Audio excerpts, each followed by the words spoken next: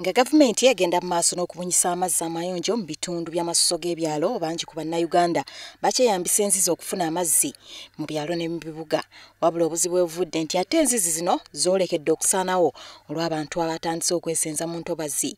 Ekintu eky'obulabe nga kino kikosezza obungi bw'amazzi agava mu ttaka saako ensolo ezimu okkalira.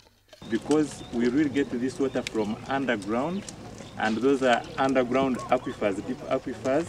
It's not like when you dig in a swamp and get water from the shallow surface.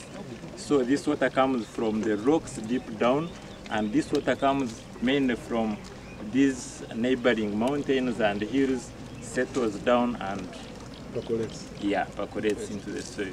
Encroachment, no livelihood. That way we even make further measures to ensure that our sources are very protected. Because once you let people come and live here and so forth. Wabula abakungu bagamba nti embeera eno ekyayinza okukyuka singa bannayuganda bettanira okusimba emiti kuba gikola kinene okukyusa ku mbeera y'obudde. We need to sustain and maintain the swamps surrounding the main water source. By planting trees, we are going to work with National Forest Authority to get quality tree seedlings to give the communities around that water source, so that these swamps are maintained and sustained, so that our water source can have a long period.